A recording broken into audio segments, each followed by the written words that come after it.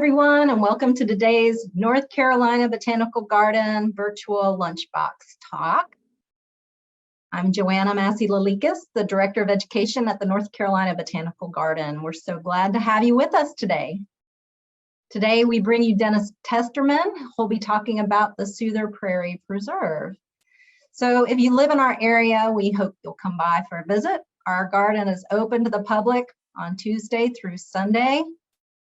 I'm really thrilled about our growing partnership with the Friends of Plant Conservation.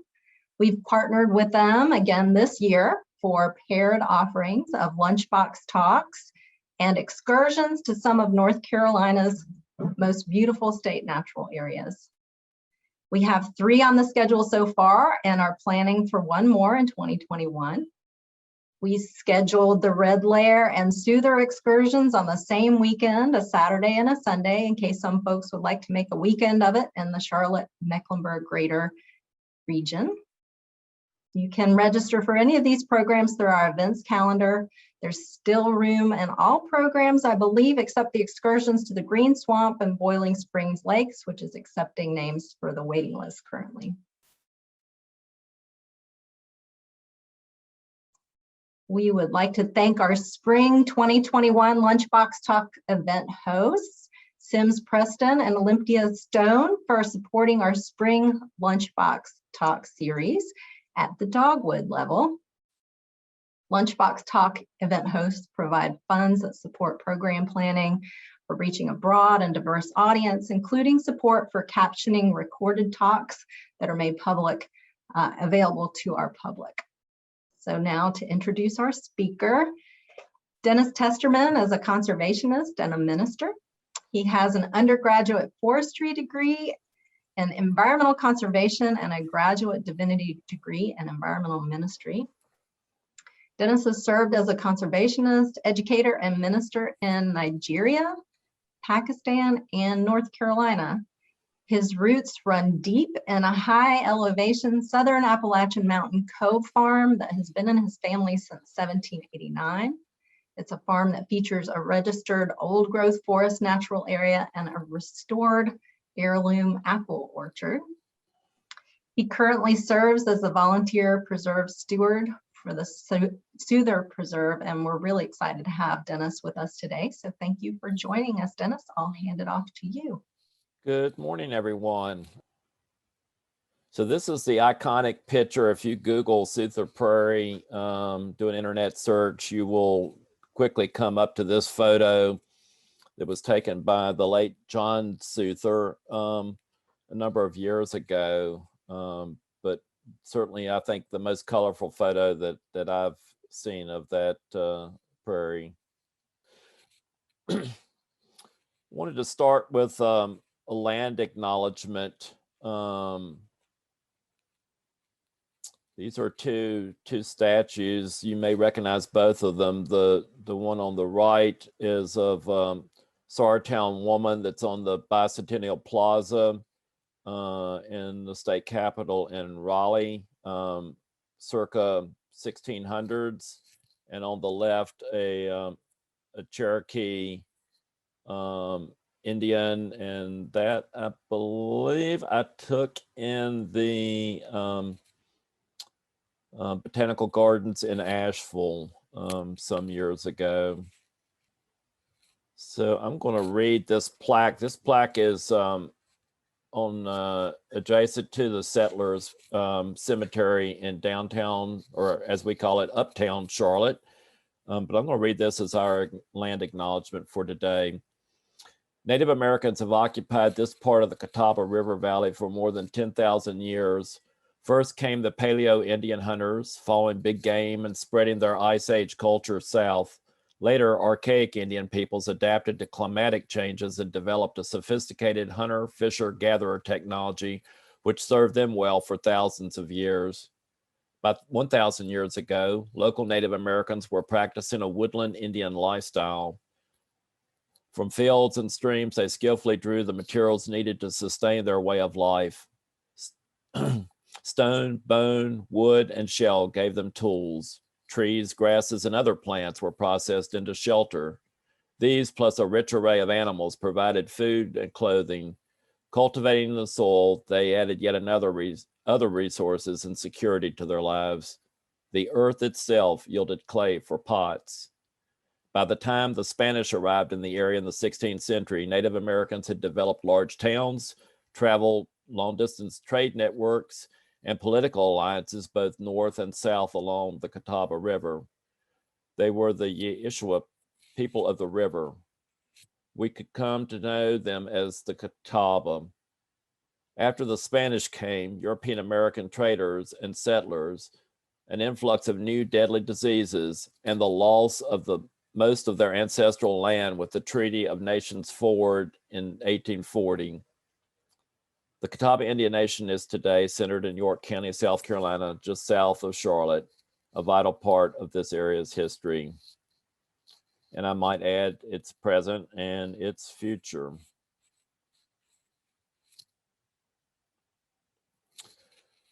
So the Suther Prairie is not in the Catawba River Basin, but in the Yadkin PD River Basin. The dividing line is for the two river basins is in eastern Mecklenburg County. So all of Cabarrus County, where the Suther Prairie is located, is in the Yadkin PD River Basin. About 25 miles as the crow flies to the west is Moore Mountain State Park. This is some signage that's on the summit of Moore Mountain. Again, noting that Native American peoples have lived in this area for at least 12,000 years.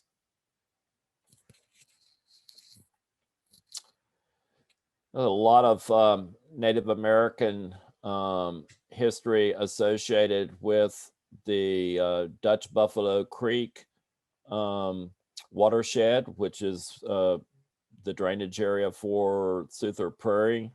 This is a mortar and pestle from this area. And again, just the many ways that our Native American heritage has influenced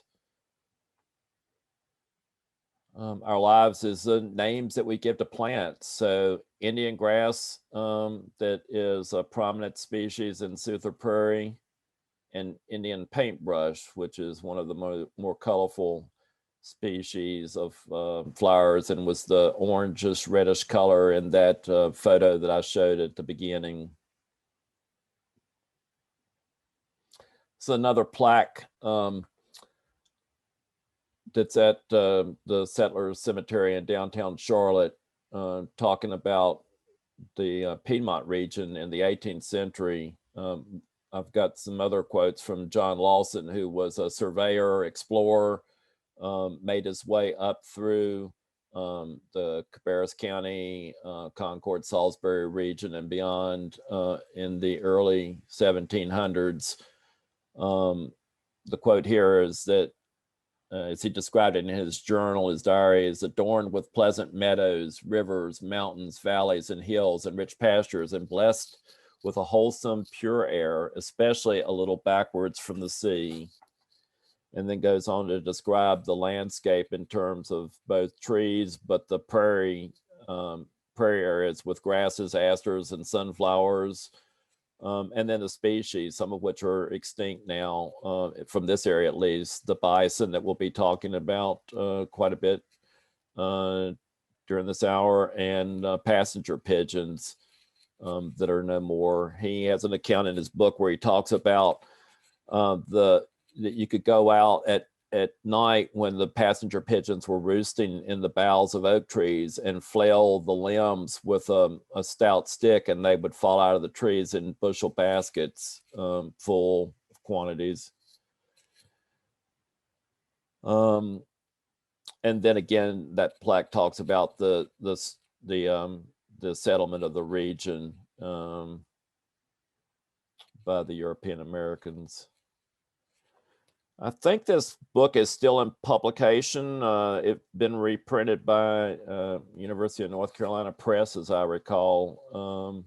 Certainly you can find used copies online, but this is Lawson's journal. It's a rich treasure trove. It's a good read.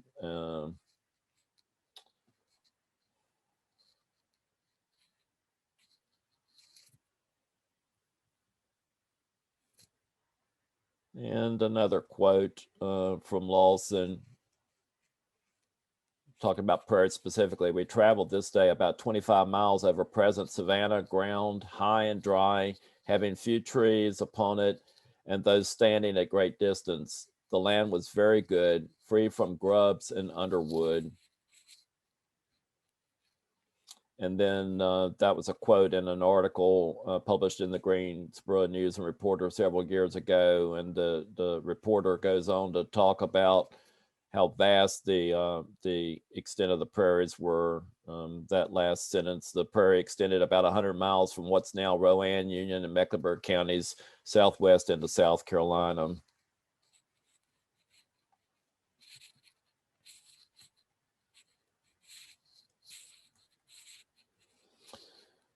So the way that these prairies evolved is really two sides of a coin. Native Americans, on the one hand, particularly through setting fires to keep the areas cleared and keep them reverting in some cases, in many cases, probably going through old field succession into a forested type of land cover. And our bison, on the other hand, the farm that Joanna was mentioning in my introduction is in East Tennessee. It's on right off of 421 between Boone and Bristol. So as I cross into Tennessee, I go through the unincorporated community of Trade, and that is following an old trail. Daniel Boone is said to have followed that passageway into the frontiers to the west of the Piedmont here in North Carolina, and the folks like Boone were following trails that had been used by animals over the years, and Native Americans as well. So that was a gap in the mountains that would have been a passageway for bison to come into the Piedmont. Gary Marshall, who's recently retired from Mecklenburg Parks and Recreation, crafted some buffalo sculptures out of metal, and they were at the Cowan's Ford park in the Mecklenburg park and system previously. They're now at Prairie Ridge in Wake County. Here you see an adult and a calf sculptures in Coreopsis at the Prairie Ridge location where they are currently. This is previously at Cowan's Ford after a burn. So again, reminding us that to manage these sites, you need to manage the forage both through removal, whether it's by an herbivore or by haying, and also to burn off the biomass periodically.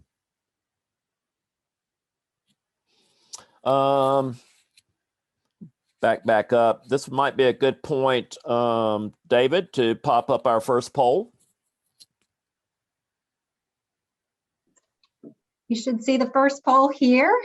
The plant conservation program is in which North Carolina state government department?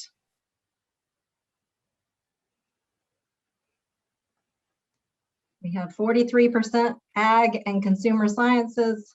We have 43% environment and natural resources and 14% in natural and cultural resources.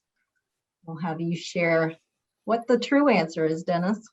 So the answer is one of the ties. It is, in fact, the North Carolina Department of Agriculture and Consumer Services. That the other department that was tied for that, Environment and Natural Resources, actually doesn't exist any longer.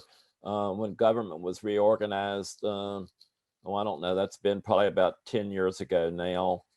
That department was done away with, and then actually the Department of Environmental Quality took on a good portion of that that portfolio.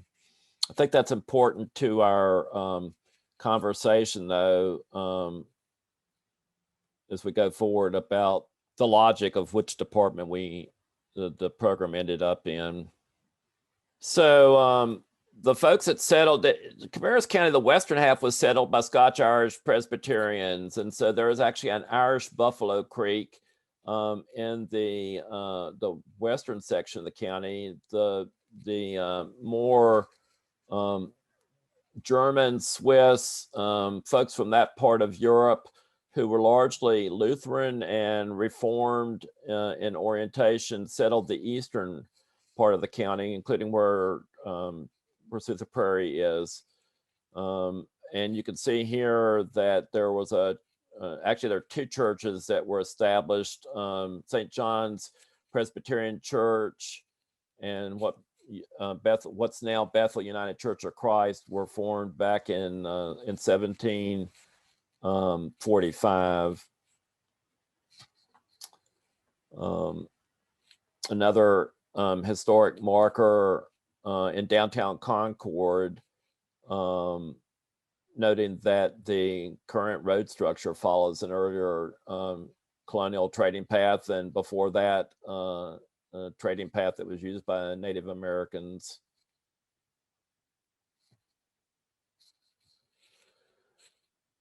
And we have the Suthers' family in that early wave of migration coming into the county.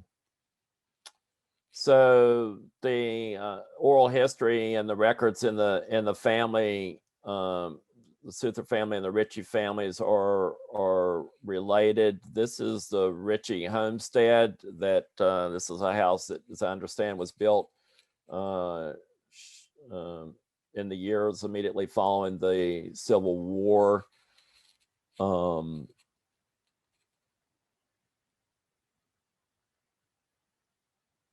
But the records that say that they wrote back to folks in the old country talking about a beautiful knoll that they had were settling on, building a log cabin on, that overlooked a meadow. So the prairie as we know it now was known as a meadow in earliest days. And that goes back to the 1730s when the Ritchie family settled on a land grant. This is possibly the house that the family lived in before that larger two-story structure was built. You got the obligatory invasive species in the form of daffodils also in what was the front yard of that house that you can see in this photo. I'll just go ahead and say now, because I'll probably forget to say it later. I took this picture a couple of weekends ago, went out on the site with a UNC Charlotte graduate student researching black vultures, and so there's a pair of vultures nursing an egg up in the attic of this house, and that is being monitored by a trail cam and being fed into the master's degree work being done by that student, and she's just the latest in a number of graduate students at UNC Charlotte that have done their research, part of their research on this site. Like the hat hook in this picture, and that's actually the light is coming in through a hole in the ceiling. That's how the vultures get in and out. And the trail cam is actually mounted on a plank that's leaning up against that wall now. So this is the chimney that fell in acknowledging the contributions that others have made to settlement and to agriculture in this region. Those bricks are handmade bricks and almost certainly were made by enslaved peoples that used clay that's in abundance in this area. There is still the remnants of where we think the enslaved family lived on this homestead, and I want to acknowledge their contributions to this as well. This is an old, like a vintage type of barbed wire that's found. There's a hedgerow around the edge of the prairie, and so it's possible that the meadow was grazed at times in the past, but we know with a high degree of certainty that it was never plowed, both from family tradition, oral history, and also from doing soil cores.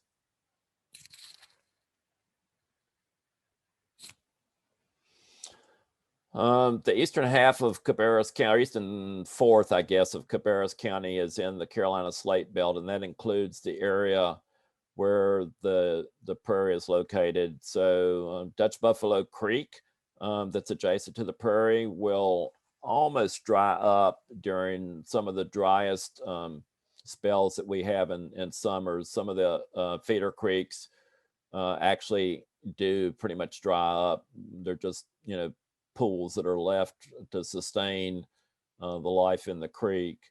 But in the midst of all that, we've got ephemeral wetlands that provide water during the worst of droughts, and are an interesting feature in the landscape, and provide habitat for plants and animals. I've heard locals tell me that not far from the Suther Prairie, there was one of these ephemeral wetlands near the intersection of Gold Hill Road and Mount Pleasant Road. That's probably just miles from the Suther Prairie, that was known to be a buffalo wallow. It's a wet area where the buffalo would go to get water and coat their hides with mud to protect from insects and whatnot. And again, our iconic photo of the prairie at its most colorful best. Again, in paintbrushes, the orangish red flower and Adamasca lilies are the white flowers. And you can see some native warm season grasses that haven't yet dwarfed the forbs and herbs on the floor of the prairie. So it's a screenshot from the Friends of Plant Conservation website showing just two of the plants that are a particular focus for the preserve, and the reason why the state was interested in acquiring this site originally. And the acquisition happened just several years ago using funding from the largely from the Clean Water Management Trust Fund, so that this land could be transferred from the Soother family into the state for management and protection. So Canada lily on the left, and small sundrops on the right. Here's another look for the prairie. This is the grassy look for the prairie. Catherine Luckenball, who was another one of the folks that done a lot of the management work on site, did her graduate work at UNC Charlotte, and at one time was manager of the herbarium that's maintained for the region by the Mecklenburg Parks and Recreation. They inherited the herbarium from UNC Charlotte. Let's go with our second poll at this point. David? All right, looks like I got that one to successfully launch. Well, it looks like we have most of the responses in for our next question about preserves. So I'll go ahead and share those results. So the correct answer on that, and this, I guess, would be what you would consider a pre-poll, because we haven't talked about the number of preserves yet, but it is 26. So optimistically, let's hope that the day comes soon when there are, in fact, 30 or more, but 26 is the current number that we're at on that. As I mentioned, there's been a lot of research that's been done on the prairie, resulting in some master's theses and contributions to body of literature. This is just one example of research that was done by Catherine that you saw in that previous picture, and principal researcher Robert Tompkins, who teaches at Belmont Abbey College on west of Charlotte, and others.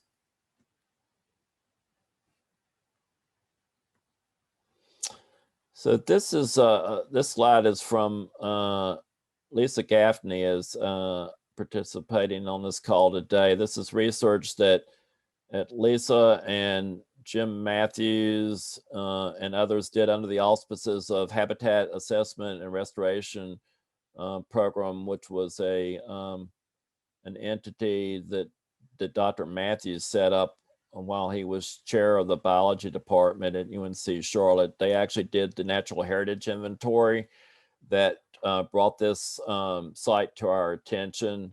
Like I said, this data is from a couple of decades ago, but I think gives you an example, an idea of what the composition of the plants are at the prairie. I think this probably would still hold up.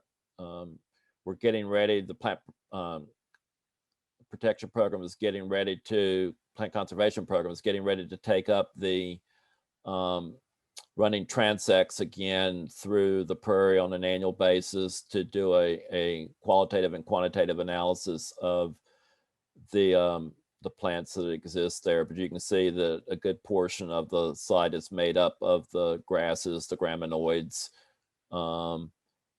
and then you've got shrub layer, forbs, your folk plants in the aster family, and some vines rounding out the composition. And that changes over time with management. One of the things we've noticed is that gamma grass, which is an eastern native warm season grass, has increased in dominance, we think, in response to the burns that have been done out there. I showed a similar slide early on when we were talking about the Indian grass as a species that carries the name of the first inhabitants of areas like this.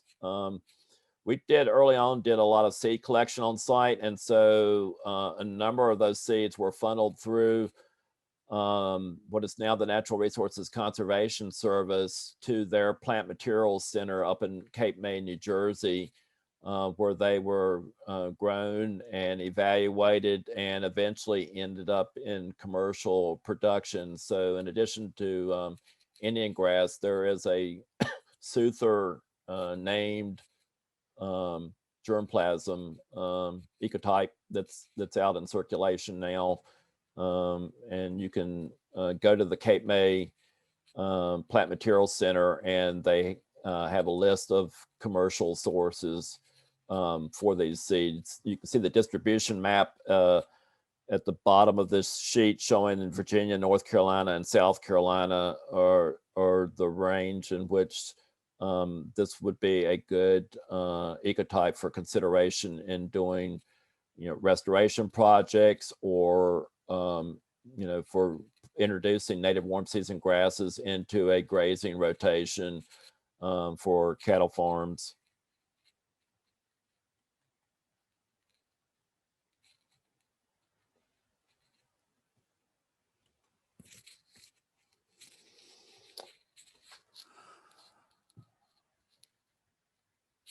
So this is a picture from the Dust Bowl out in the Midwest. Brief history on that.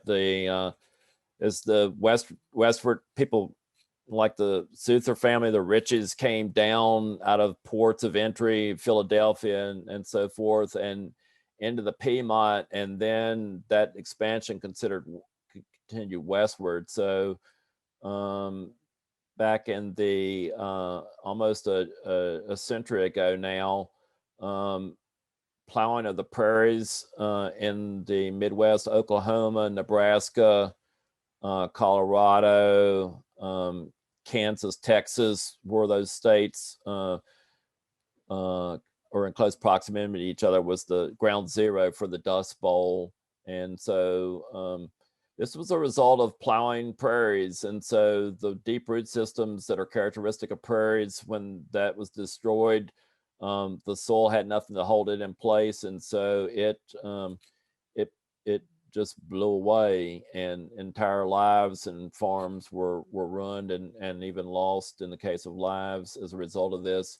The dust actually blew across the country just much as the smoke from the wildfires out in California did a year or so ago, and resulted in federal legislation setting up the forerunner of what's now the Natural Resources Conservation Service. Lewis is served as a supervisor for the Cabarrus Soil and Water Conservation District. These were local entities that were set up to help implement the legislation that was drawn up going back to the 30s. One of the things that our local district does, and this is a district that I served for almost 30 years, is honor an annual Conservation Farm Family of the Year. So the Soother Farm won this award a decade or more ago, and this is the sign at where the driveway comes in off the main road. Another thing that the conservation movement has done is promote stewardship, which is another way of talking about a land ethic. This is a technical report that was published by the Social Sciences Institute of the Natural Resources Conservation Service on the role of stewardship and spirituality in natural resource conservation. There's just a couple quotes from that document. Before and during the 1930s, stewardship seemed to have a religious connotation and was not associated directly with conservation. This period was clearly an era of agricultural degradation. The worldwide depression propelled by agricultural scarcities and high food prices was exemplified in America by natural resource disasters such as the Dust Bowl. The origin of Soil and Water Stewardship Week goes back to 1946. It was later became known as the Soil Stewardship Sunday, the first day of Soil Stewardship Week. In 1955, the National Association of Conservation Districts took over the national sponsorship and expanded it from a regional to a national level as observance grew rapidly in rural areas of the United States. These conservation districts exist in North Carolina. There are 96 of them. So there's basically, they're contiguous with the county lines and all except up in the northeast part of the state. And so those are the offices that are on at the very bottom of your ballot every 2 years. So if you didn't know that before, you know now how important these officials can be in our counties. The stewardship of natural resources has greatly changed since the beginning of the 20th century for many farmers and ranchers. Traditional land and water ethic has endured in many in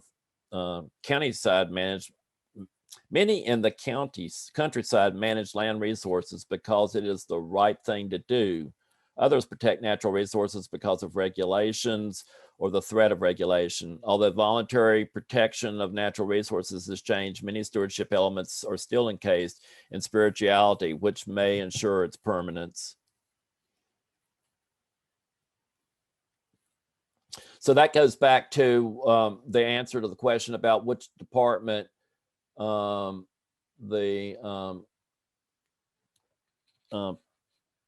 plant conservation program is lodged in. So Department of Agriculture, by and large, takes a less regulatory approach to managing natural resources than does divisions that are in the Department of Environmental Quality. And so there are pros and cons to both approaches. Conservation districts historically have worked on a voluntary rather than a regulatory approach. This is the Soil and Water Stewardship Week logo for this year. It's coming up. It's always the last Sunday in April through the first Sunday in May. Actually, about 20 years ago, I preached at St. John's Lutheran Church, where Louis Soother and his family and siblings or longtime members, and centered that around the Lutheran tradition of Rogation Sunday. So here we saw the buffalo images earlier, or bison images earlier. This is Lewis's John Deere mowing the prairie a number of years ago. So this would be a way, in lieu of having an herbivore on site, to remove some of the biomass. There's some idea of the kind of round bale yield that comes off of that prairie. I would note, if you can see where my cursor is, this area down here is the wettest of the wet areas in the Suther Prairie. Suther Prairie is a wet prairie. And so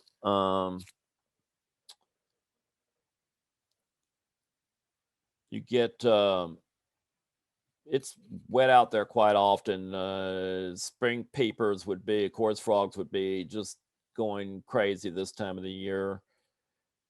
Let me back up, and David, it's a big good time for our third and last poll. All right, I will launch that now. We have, which of the following is not a native warm season grass? Big blue stem, little blue stem, Virginia wild rye, Indian grass, or broom straw? That should be appearing on your screens now. So the majority of people were right in this case. Virginia wild rye is a native cool season grass. Broom straw, which got the second most votes, is a kissing cousin of those blue stems and is a native warm season grass. I found it interesting that we actually had a researcher from St. Louis affiliated with the botanical garden there that came out, I guess it was 2 years ago, and actually took back specimens of broom straw for the research that she's doing. So most of us don't think very highly of broom straw, but researchers see it another way. Okay, continuing on, and then we'll have some time for questions at the end. So one of the things that happens with that hay is it's been used to do prairie restoration projects elsewhere. This is a restoration effort going on at Crowder's Mountain State Park.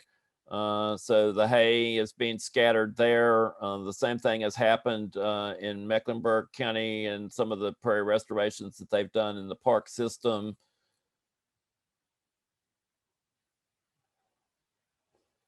This is another shot of what it looks like in the summer. And again, this area down here that is stays really wet much of the year doesn't have the same kind of grass cover that the more upslope areas have. And Dutch Buffalo Creek is running in this tree line right on the edge here, just to orient you. This is a picture that I took a couple of weeks ago. This is what it looks like in the winter. That is your wet area again, that you see the dark area back in here. There are any number of shrubby species in here that this site, we haven't been able to get in and burn this site for several years now. Hoping to burn as early as this week to get back on track with that. But one of the results of not running hot burns through there periodically is that your shrubby species can start to take over. And, you know, that's part of that old field succession that goes on. This is a picture from a burn a while back. And that's after the fire has passed through and just smoldering around the edges.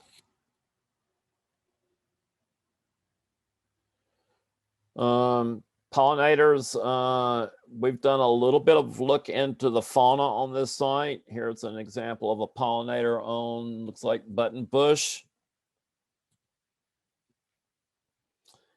And should be the last slide, I think. Again, just about the plant protection program. And in the beginning, we talked about an opportunity for a field excursion that's coming up soon. These sites are set aside for research purposes and for protection.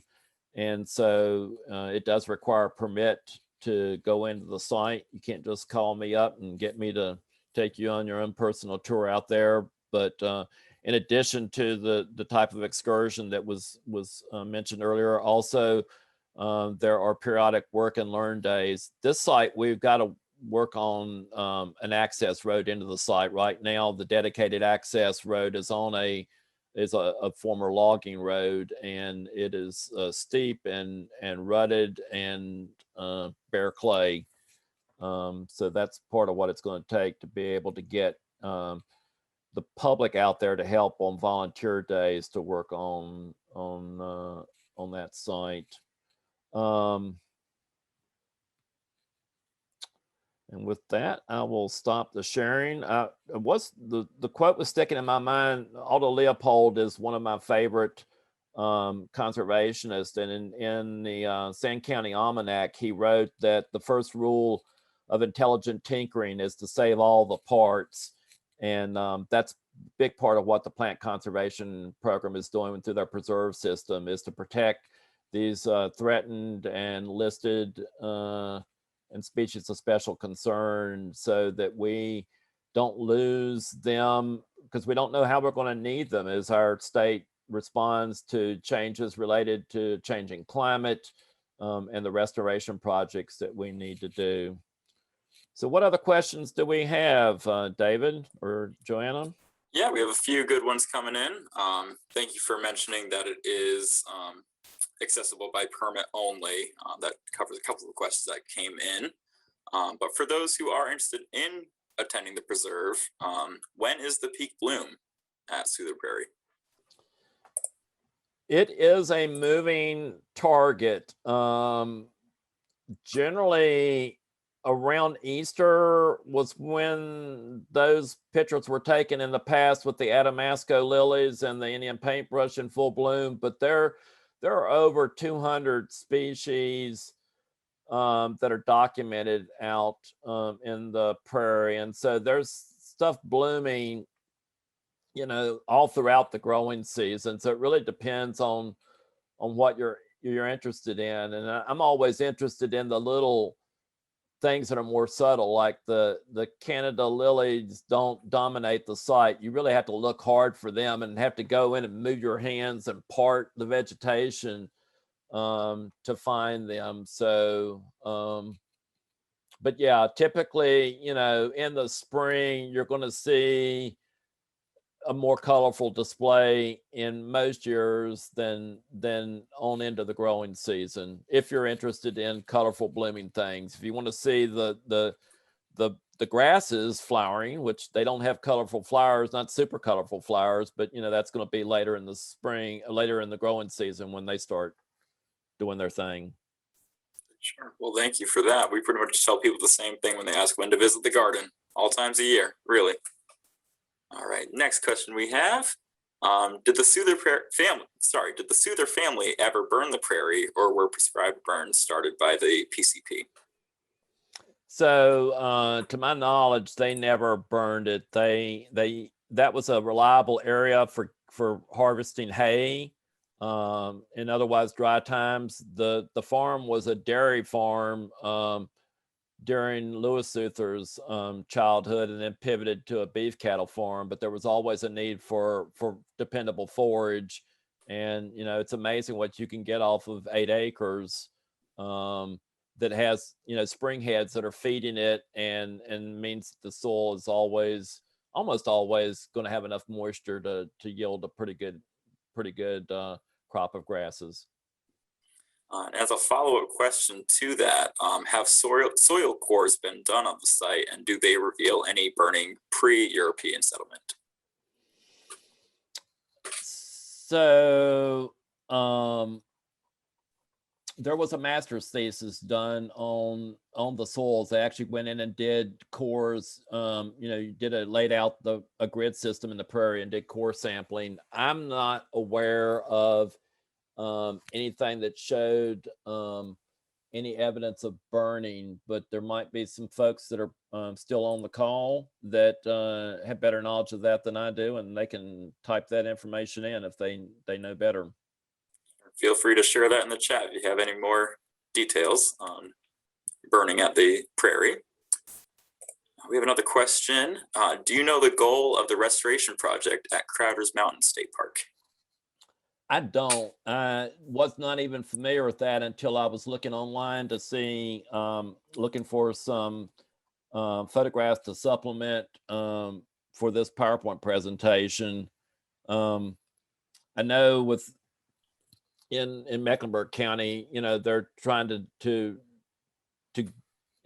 get more prairies going, knowing that knowing how extensive the prairies were in this region originally, trying to help bring that back and help the more acres you've got in that ecosystem type, the more sustainable, the more resilient it is. And then also in the context of Mecklenburg Parks and Recreation, giving folks an opportunity to learn about prairies and having a site that's more accessible and visible than the Suther Prairie is. That seems to be it for questions. We'll give people a couple more minutes just to input some last minute questions. One just did pop up. What is the average number of species needed for a healthy prairie, and how can we best promote this diversity in our own backyards? So as was said in the beginning, I'm a jack of all trade and a master of none. I'm not a conservation biologist by any means. I do know that prairies, like everything else, are very diverse. This is a wet prairie, which makes it unique. And so that's one of the reasons why there's been interested in, from a plant materials perspective, is seeing if there's germplasm for particular species that are particularly adapted to surviving under wet conditions, that might be useful in doing restoration projects as the climate changes and you've got more moisture in some cases. As to the restoration side, I would love to see people do more prairie restorations, even in terms of what you're doing at a school or in a park or in your backyard, but to do pocket prairies and make sure that you're getting some diversity into that system. So, I mean, we've got initiative, in our area that's big with the pollinator highway that's being promoted through the North Carolina Wildlife Resources Commission. And there's nothing, North Carolina Wildlife Federation. There's nothing that precludes folks from introducing grasses into that. But I think folks don't always think about that grasses also flower, and that if you've got a diversity of species, it's more beneficial to wildlife. And you've got a system that's more intact, where you've got the grasses and the forbs and the herbs all mixed in together. So I would encourage folks to not overlook grasses when you're doing when you're planting a pollinator garden, but to get grasses in those as well. All right, well, that is fantastic advice. Thank you, Dennis. A couple more comments coming in the chat. Adamasco lily seeds were collected at Suther Prairie as well as off of Mount Sinai Road in Orange County. There was another comment, for those who live in driving distance from Durham, there is a prairie restoration program starting up at Penny's Bend, which I believe is part of Eno River. And if there are no other questions, I'll bring Joanna back for some closing words.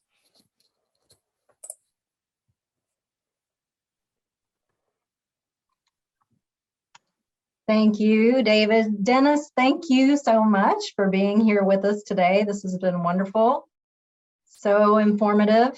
I'd like to thank everybody in the audience for joining us today. It's great to have you here. You asked fabulous questions for our speaker today.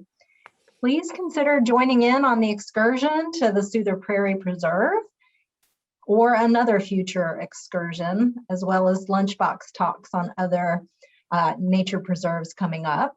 And join us for our future lunchbox talks that happen on the 2nd and the 4th Thursdays of each month. And if you're not currently a member of the North Carolina Botanical Garden, we hope you'll consider joining. And also, I posted a link to the Friends of Plant Conservation. Membership there is also critical to that organization, so consider that as well. So thank you all again for attending, and I hope to see you at the garden.